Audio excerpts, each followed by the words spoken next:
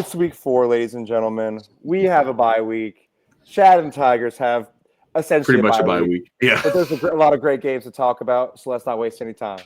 Ladies and gentlemen.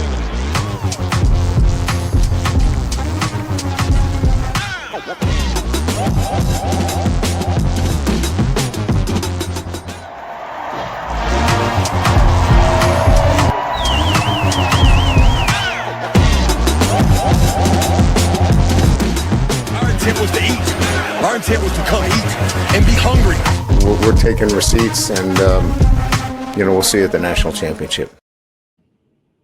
I don't know if there's an intra-internet that gets you more juiced up to talk some college football than the one here at the South End Zone.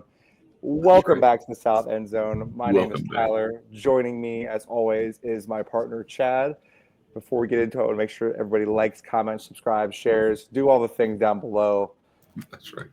We got week 4 on the horizon coming up very soon this weekend. But before we get into these games, there's a lot of people in our comments. We released a series of videos before the season started that we labeled Pump the Brakes. We tried so hard. And the premise of those videos was to not say, hey, these guys are horrible. These guys are the worst. These guys should never play college football, and we hate them. We hate them so much, and we hope that they're the worst. They're guys, and we don't like them. No. Nope. All we said was, hey, but just take it easy. You need to slow down a little bit. Getting ahead of yourself. Y'all are putting way too much pressure and expectation on these guys. Because if you really look at the seasons they had last year, and you really dissect it just a little bit, not even a lot. Like, you don't have to look very hard. No. Like, there was some flashes, but there was a lot of bad with the good, and maybe a little bit too much bad. And so far for these gentlemen, DJ Lagway, Lenora Sellers, we'll take a back seat because he's hurt. We're not going to kick a man while he's down. That's but they were down, and they were in trouble before he went out. He threw a pick of his own. Yeah, this was not pretty before he threw a pick of his own. But yeah, hope rest up, get well. Yeah, absolutely. Hopefully Lenora Sellers comes back. And I will say this: I feel like this pump the brakes has been vindicated, and the pump the tires has been vindicated in the case of John Mateer. But I'm also willing to. I still think there's more upside to come for John Mateer. What I'll say with Sellers and with Lagway and with Florida and with South Carolina, especially with Florida, because I think it's very likely that soon, might be right after this Miami game, depending on how it goes, you could see Billy Napier get fired in midseason. And then I think the talent on that roster has a chance to actually turn some heads with a different leadership. I think there's a lot of this that you see teams, it happens like this a lot. It becomes a dumpster fire. The team starts to not play with that juice anymore. And then all it takes is they fire the head coach, the interim guy who's a great guy in the locker room who everybody loves. They want to go through a wall for him. They actually might try to get him to be hired as the permanent head coach and go on a run where they might go, 7-3 to close out the season or something crazy. It could happen. I'm not saying it's going to happen. Florida's schedule is insane, but there's still a lot of talent on that roster. And DJ Lagway, I think, is going to be better. Michael, who's going to be filling in for me next week, he and I were talking while we were watching the game. I don't hate the idea of DJ Lagway, as soon as Billy Napier gets fired, putting his name in the transfer portal and LSU going and getting him for next year when Nussmeister's gone. You know what I'm saying? It's very, very possible, and I would not hate that at all. I think the dude's got a ton of talent. I just think if you go back and look at the way that LSU played that game defensively, similar to what they did against Clemson, shutting them out in the second half, the variety of blitzes and coverages and the way they disguise everything and keep you guessing, I think DJ Lagway was guessing all night. And I think that's more of a credit to what Blake Baker did defensively than it is just Lagway not having it between the ears or not having the arm strength or the talent or anything like that. Yeah. I think there's a lot for him to learn from in this. And I would not be surprised. I'm not going to say Florida's going to beat Miami. We'll talk about that in a minute. But I think Florida still has some upside. I just think they got to get Napier out of the way. And at the end of the day, he has being young on his side. and he has the ability to develop. And we're not saying he can't do that, mind you, everybody out there. All we're saying is this is exactly what we were talking about when we said pump the brakes. Yeah, we're not saying he's the worst quarterback on planet Earth. We're just saying let's chill out and let's see what he does. Let's not give him the Heisman Trophy before the season starts, maybe, or Lenore Sellers too, or March for that matter. Or Arch Manning. Yes, we've talked about Florida. Let's get right into it. Yeah, Florida finds themselves traveling. Wait, hold up. I don't get to talk about my team first. Please go for it. You're right. I'm so sorry. So before you we are playing this weekend, I apologize. Take this thing now. Okay. No, we are. Yeah. All right, I got a little graphic up there. Tell us all about it. All right, so I'm gonna put this on just for 1 week, because this is kind of how it felt Saturday night. There were a lot of punts. We were punting the hell out of the ball, but no, we're done with that. Time for the offense to get healthy. We're going to play Southeastern. LSU is back, where we play offense and defense, not like Iowa where they only play defense and there's never any offense. No, I expect LSU to go into this game. You're going to see some stuff where they're going to probably open some things up a little bit more. I expect a completely different level of performance in this game relative to what they did against Louisiana Tech. Louisiana Tech's a more talented team. Well coached and brought some things. They had this 3-3-5 front that 6-man front that they brought that was a little bit different to look at. But LSU had their challenges with it, and there's a lot of questions about the offense. But Brian Kelly said it in his press conference the other day. He apologized to the reporter who he lit up, but he was still kind of going to it's the same thing I was saying while I was watching the game with friends. Is look. You can't just look at this like I want to score 50 points all the time. If your strength or one of your strengths, which we haven't had for a couple of years, is actually the strength of your defense, and you're playing in a game like that where you've got to win that game and you can't let some dumb shit like submarine you, because DJ Lagway's talented. They have some talented receivers, talented offensive line, talented defensive front. Sacked us 7 times last year. They had 0 sacks in this game. So let's talk about the offense in that respect. 0 sacks allowed against a front that got 7 on us last year. Okay. And you turned them over 5 times, but it's not like they just went out there and just turned the ball over on their own. They were forced. These were all forced errors.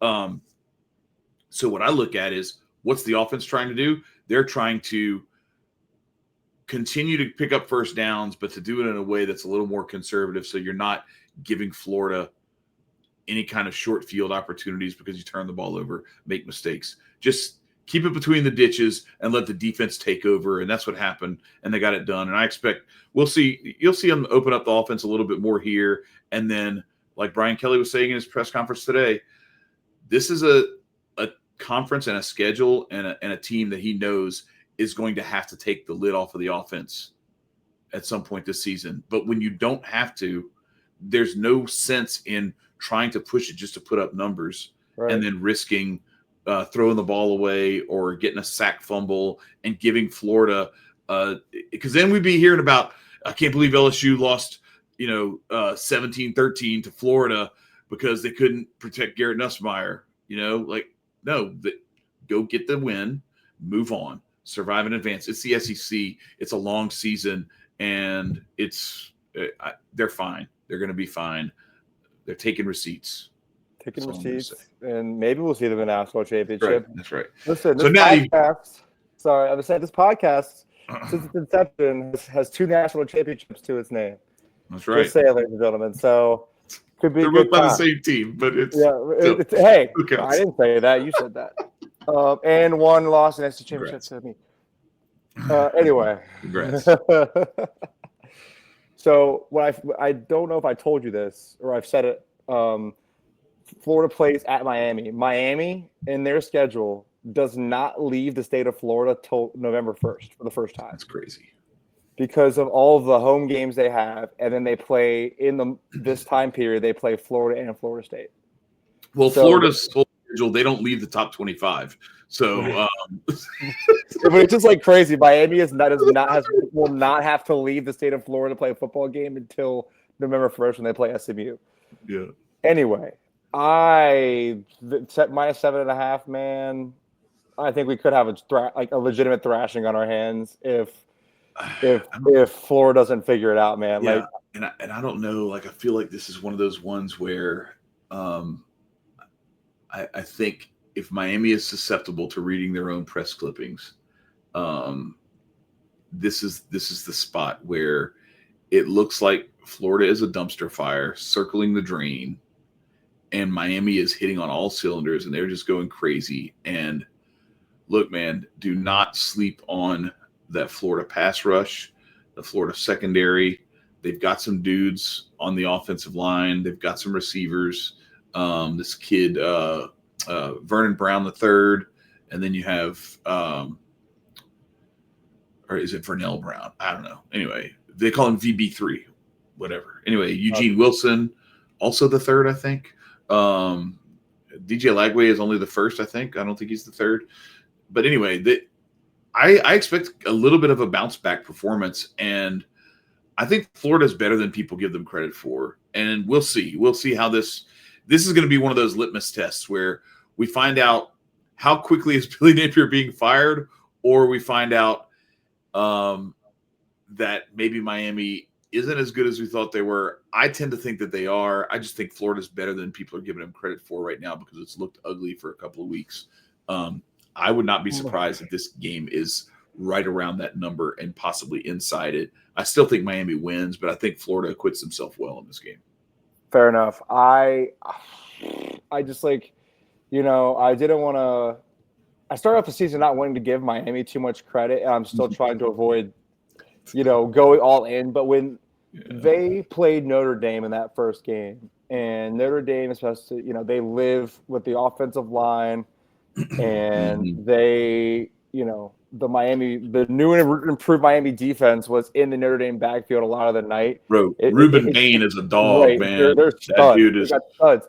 And what's even crazier is Byron Brown did not have a bad game.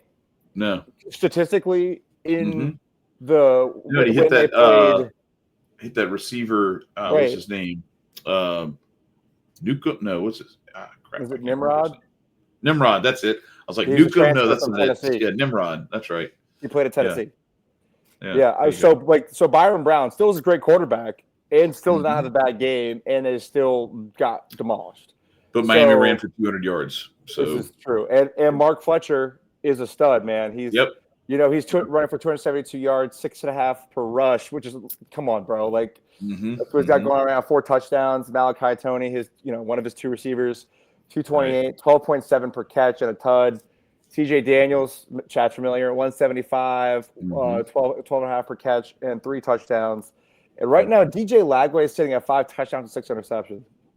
So if Florida does not figure it out, I think that it could get ugly in Coral Gables. And amplify that with the fact that you said it, after the Notre Dame game, when Miami's good, all of a sudden they have fans in the stands. Yep. They want to travel down over to Hard Rock and make the trek to fill that thing up. And it's a cool stadium, man. I mean, I've watched Georgia beat the shit out of Michigan in that stadium, so it's a good time. I'm taking the chalk. I'm not telling you I like Florida. I'm just saying, I think we need to be careful to just assume that, because we've done it before, and we did it last year with Florida, where people wrote them off, and then they went on a pretty epic hot streak at the end of the year, and it either they're going to come through and try to save Billy Napier's job again, or maybe it doesn't happen this week, and after they fire Billy Napier, they rally behind whoever the interim coach is. But that's where I see this thing potentially being closer than that. I think this is one of those binaries. It either goes really ugly, right, or it's a dogfight, and you're just like, holy crap, Florida's actually coming to play. Right. Yeah. I think that it's at risk for looking really bad. I'm not saying it's a guarantee, but if Miami's as good as they're looking to be, and honestly, this team is way better than the team they had last year, which is unfortunate because they had Cam Ward. I think if Cam Ward is on this team, they win a national championship running away. Not even gonna lie. So we'll see. But I'm definitely leaning with Miami here for sure. Around that number's fine. We're keeping it rolling, ladies and gentlemen. We got a fun week here in the SEC and around the country. We got South Carolina we'll see about the status of Lenora Sellers. But I'll be honest with you, Chad. Even if Lenora Sellers was healthy, I'd still be riding Mizzou. This spread would not be as high for sure. But I really preseason, I should have made my own video, and that's my fault. And I'll take that on the chest. But I loved Bo Perbula preseason. I love him even more now, and it seems like the national media is obviously a fan of him as well. Mizzou is now ranked. I think that the the South Carolina defense has not looked super spectacular, and I think that Mizzou could just run them out of the building if things are what they're looking to be. Perbula's looking great. It should have been an official pump the tires candidate. 76.4 completion percentage so far, 791 yards, 7 touchdowns, and only 1 interception to his name. He's got some honestly, Chad, I know I talked about Singleton and Katron Allen being the best dual backfield in college football, but Mizzou has got two backs themselves with Ahmad Hardy and Jamal Roberts. Ahmad Hardy's a stud, 462 so far, 8.1 per carry, and 5 touchdowns. Jamal Roberts, 222, 7.7 and a tud. And honestly, talk about the firepower which Kansas had on their offense, and Mizzou was able to erase that, late in the game and take them out of it. I'd be worried if I was South Carolina, man, because sorry, go ahead. Yeah, no, I was going to say with what South Carolina just showed us at home, and I'm talking about before Sellers got hurt. Right. Like, it was looking ugly against Vanderbilt, and then Vanderbilt just continued to punch them in the mouth. Yeah. Like the play that Sellers got hurt on, I mean, it was a good targeting call. Like the guy just led, but unblocked. Yeah, I was gonna say he was free. It was, and that was all night. They were getting after it.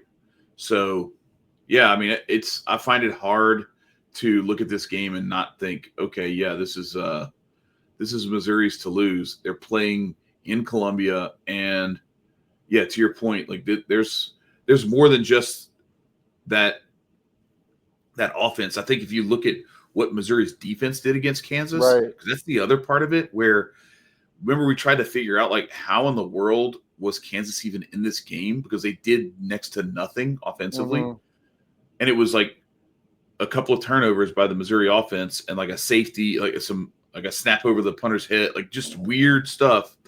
And Missouri just kept plugging along. Yeah, 42 points on them. Doing it.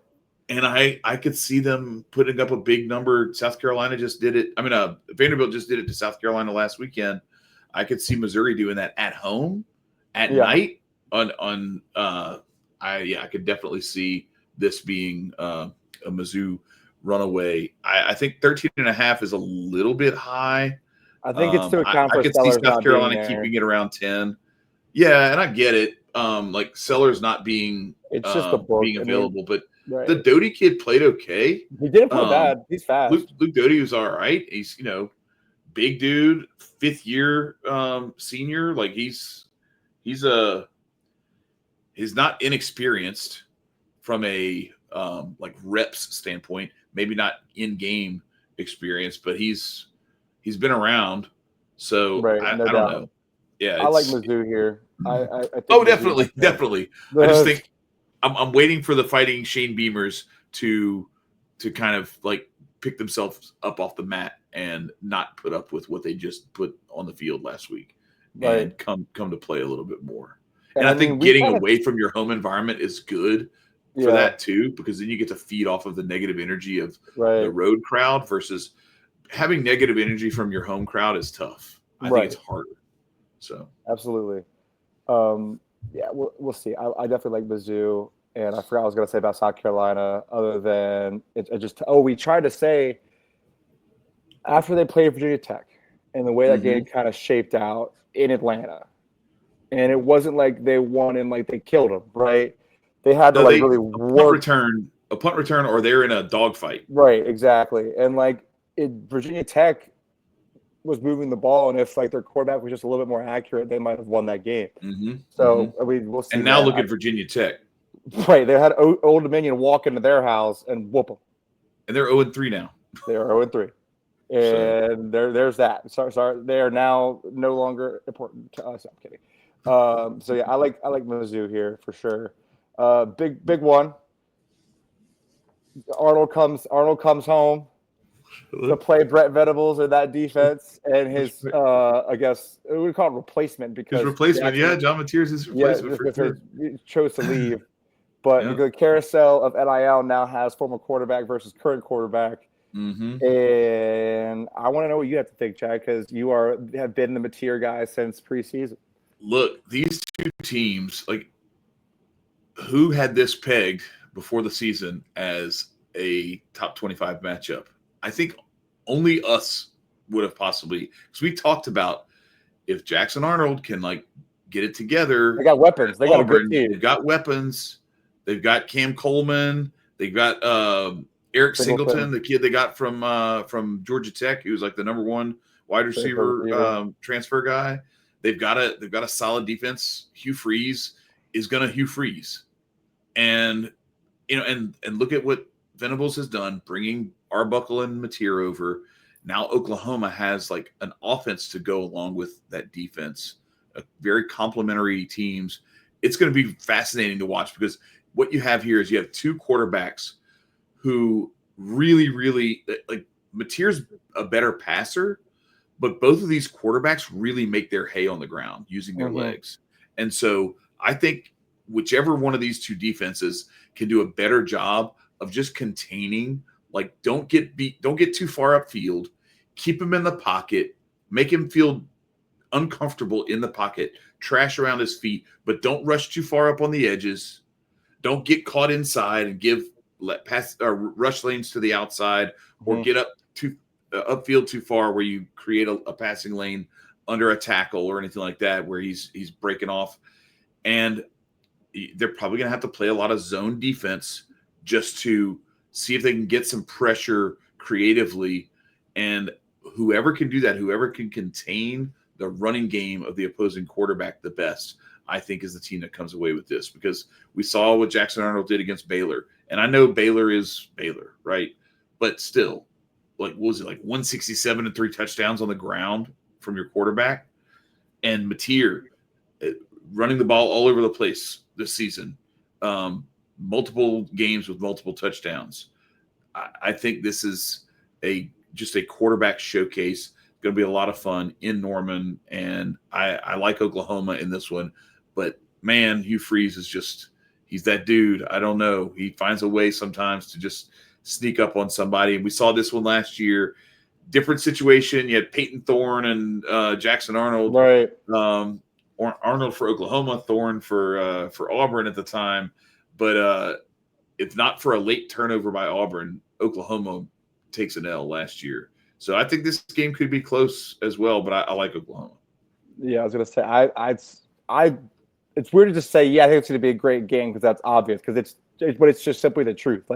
You have, Arnold going to his former team, former coach, and I'll be curious to see what Venables, being the defensive guy that he is, schemes up against his former quarterback. That's going to be fun to watch.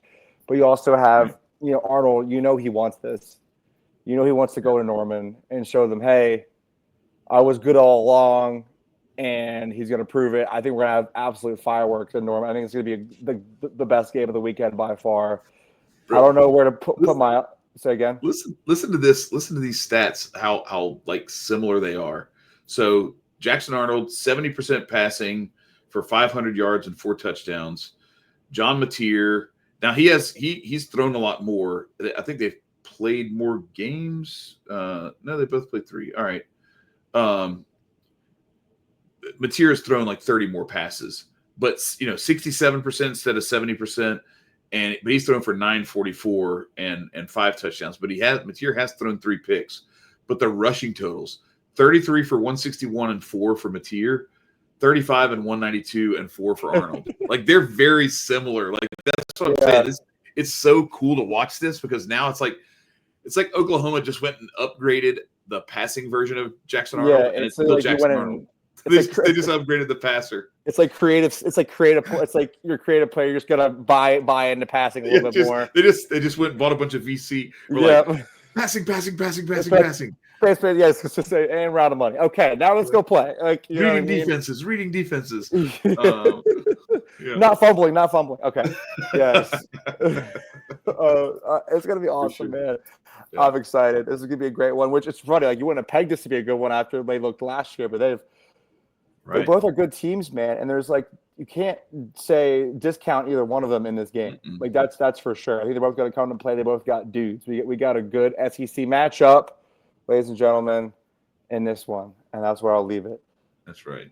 We have Mr. Jake Retzlaff taking the boys of Tulane to the Grove and Ole Miss, and it's 11.5 point spread as we stand right now. It's early. Mm-hmm. We'll see where this line shifts. But Chad, how do you feel? Man, Ole Miss better watch out after they let Talon Green do what he did to them at home this weekend.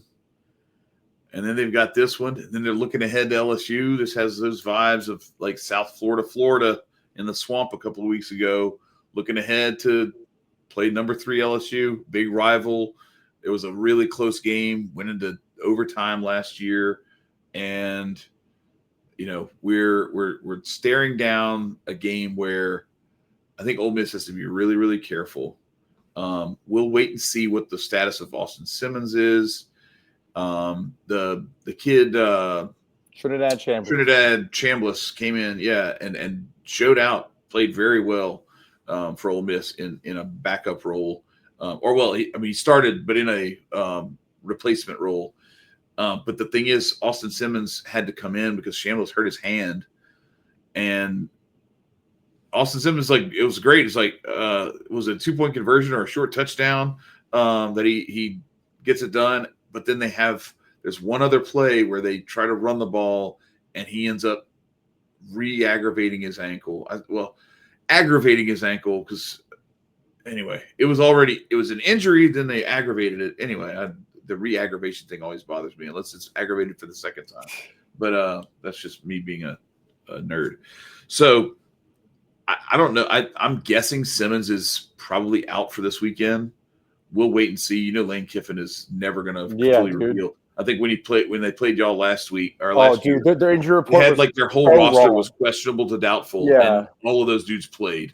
And so you can never believe him until kickoff. Dude. It's such bullshit. I forgot how annoyed I was by that. Yeah. But depending on Simmons' availability, what Tulane can glean from one game of film with Trinidad Chambliss at quarterback, and then what is Ole Miss going to do to stop Retzlaff? Because he was just going nuts against Duke.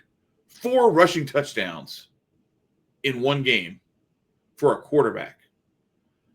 And he can throw the ball too. He's not a one-trick pony. So I don't know, man. That number's high for me. I feel the same way. I think that's given Ole Miss a lot of credit that they're going to be able to take an emotional win against Arkansas where they almost lost. If Arkansas doesn't fumble inside the 25 going into score to take the lead, Ole Miss is staring at an L last week. So they come off of that. Now they've got to play Tulane, where they're clearly going to be looking ahead to LSU. They're looking at this one like, we're going to go try to take care of business, but it's we expect to take care of business here because it's a classic look ahead moment. So don't be surprised if Tulane surprises everybody else. And you're not going to be surprised because we told you not to be. Exactly. If you've watched this video, you won't be surprised. That's right. I've said it before that Retzlaff was having BYU contend for the Big 12, and for most of the beginning of the season or till the midseason last year, people had BYU as a college football playoff participant until they lost a couple games. But he's good. Tulane should be good, and I'm going to be tuned into this one because I think that you're right. I think Tulane is live here. And we'll see how she goes because Lane Kiffin is known to forget about these ones until he got to play them. These schools are closer together than people give them credit. There's a lot of New Orleans, Oxford connection where you've got some people. There's going to be a contingent in the stands in Oxford for representing Tulane. The other thing is Tulane is right now looks like the odds-on favorite to make the Group of 5 playoff berth. Like if they keep playing the way they've been playing, I don't know who else it would be. Right. So You'll have to see. I mean, it was South Florida, which it still could very well be South Florida, but I feel like Mm-hmm, it's whoever can, play. It's I don't know if it's going to be like an undefeated team like Boise State, or they had one loss. But if Tulane could do the same thing and have one quality loss, yeah, they could be right in there for sure. I don't disagree. My hope was JMU, but we'll see about that. They lost to Louisville. We'll see where that lies. But yeah, I'm with you. I think Tulane is definitely live here for sure. It should be a great one. And then to wrap this puppy up, we got a Big 12, a Big 10. Oh my God, Big 18, Big 19, Big 22 showdown. however many teams there are. However many teams. Number 9, counting? Illinois. It's really not the Big 10. They are clearly not the counting. Big 10. They are absolutely not counting. It doesn't matter how many teams in the SEC. It's still the SEC. Right. You know what I'm saying? You got number 9 Illinois at number 19 Indiana. Mm-hmm. I don't know how to make heads or tails of this. I know that Indiana's obviously the home team here. As of right now, the line is -3.5. It just moved a little bit. And you got Brett Bielema and Luke Altmaier taking the boys, on a little road trip. What do you make of this one, Chad? Fernando Mendoza, don't sleep on the kid. 9 touchdowns, 700 yards, a 72% completion rate. He's getting it done. I know, like Cignetti just has this way of like going and getting a quarterback that can do something. And apparently, like, I don't know, are these dudes brothers? Alberto Mendoza. They have 2 Mendoza quarterbacks that have all they've gotten reps. So pick your Mendoza. Combining for like 850 yards and 12 touchdowns so far. I don't know. Who has Indiana played, you ask? Not much, but that doesn't matter because it's the Big 10. This is what you do. Old Dominion, Kennesaw State, and Indiana State. You just put up big numbers and go get it done. Old Dominion might actually be legit. I don't know. Like they beat Virginia Tech and we're like poo-pooing that, but like Indiana only beat them by 2 touchdowns. They had to work for that one. So Old Dominion might actually be okay, and we're just like sleeping on them. But I mean, they did backdoor that 2 touchdown loss. It was 27-7, and they scored late to make it look a little better than it actually was. But no, so Indiana, it remains to be seen. We don't know what they really have because they haven't played anybody yet. But we do know that Illinois went on the road to Duke, and Luke Altmaier. And really that defense. So like after Duke was really getting after him, and that's the thing that's going to be interesting is like, can Indiana create enough of a pass rush similar to what Duke did, where Duke was getting in the backfield early and causing some trouble for Altmaier, or can Illinois protect well enough? Because if they can, I could see Illinois actually more than covering this number. You talked about it before when we came on. How is the number 19 team a 3.5-point favorite against the number 9 team? And I'll tell you, like, I think the reason is I still don't think anybody trusts Illinois yet. Right. I think they're in the top 10 by default because at this point in the season, it's literally let's just put teams who haven't lost yet ahead of teams who have lost time. That's where we are right now. Pretty much it right now. We're still we early. Don't give any credit for quality losses except outside of like Texas got credit for losing to Ohio State, and maybe like Alabama is now getting a little credit for losing to Florida State now that we've seen what that looks like. And I think Notre Dame is still getting some credit for losing 2 games to, top 15 teams. But we don't know. There's like Drew and Jeremiah were saying, like, and I agree, I know we give each other all kind of stuff, but we really don't know a lot. We think we know a lot. But we've got to see more of this cross-pollination. That's why when I was doing my computer modeling back in the day, it was built on like a 7-iteration strength of schedule because until you get like 5 or 6 weeks into the season, you don't have enough data, even with your eyes, to be able to tell. What we can tell is Florida State's better than they were last year. Alabama is not what they were under Nick Saban, and that Miami is way better than where they were 2 years ago. Whether they're better than last year, we don't quite know yet because I don't know that Notre Dame with CJ Carr is it. it's possible that what we're seeing right now is teams loading up the box, not letting Jeremiah Love beat them, where they couldn't do that last year with Riley Leonard, because Riley Leonard would beat you with his feet. Right. And he could throw the ball and get stuff done. So there's a lot that still remains to be seen. Let's see what Notre Dame continues to do, Miami continues to do. If Miami loses to Florida this week, everybody's got to throw all their papers in the air. We do. I will. I'd absolutely will, because like there's, we're going off what we got. I'm like, if Miami loses this game, I don't know what we got. We have nothing. We have absolutely nothing. So I expect Illinois to go into Bloomington and win this game, because they're supposed to be better, and they have. But I just don't know. Like, do you really trust that going into Cignetti's den, and you're not really that good? Like, I don't. Honestly, like, seriously, Illinois is number 9 by default. They won a bowl game last year against a team that was like 9-3, and like half of their like studs sat out because they were going to the draft. It was like Lenora Sellers and a couple of the other dudes, and they tried to do their thing, and it didn't work out. And it was still a close game. Went down on the wire. Now, all of a sudden, South Carolina and Illinois are like automatically top 15 teams before the season starts. Why? Yeah. Just because of hype.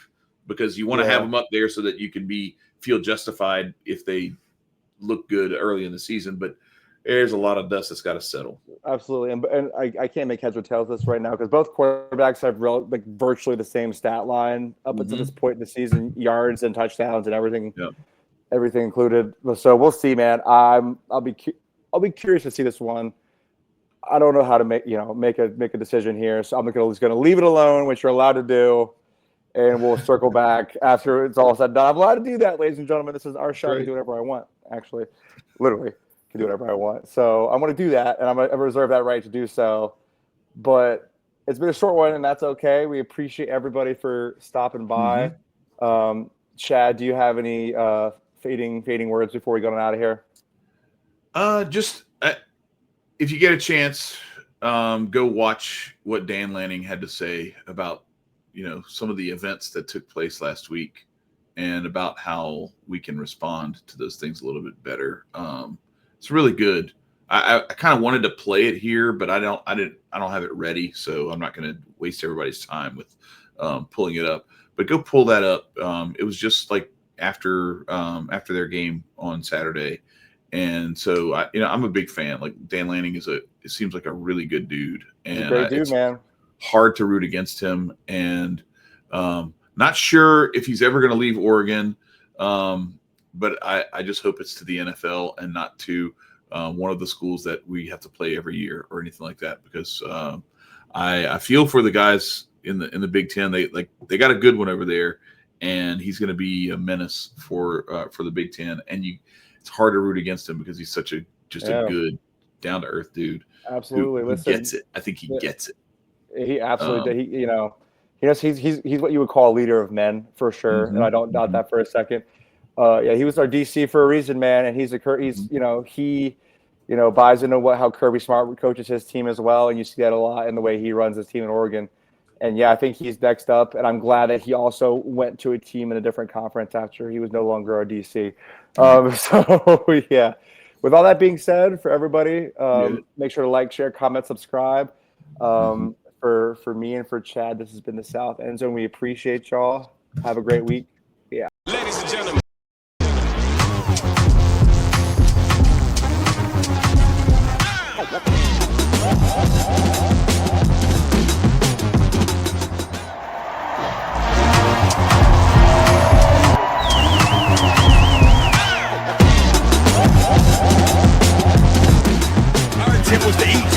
Our intent was to come eat and be hungry.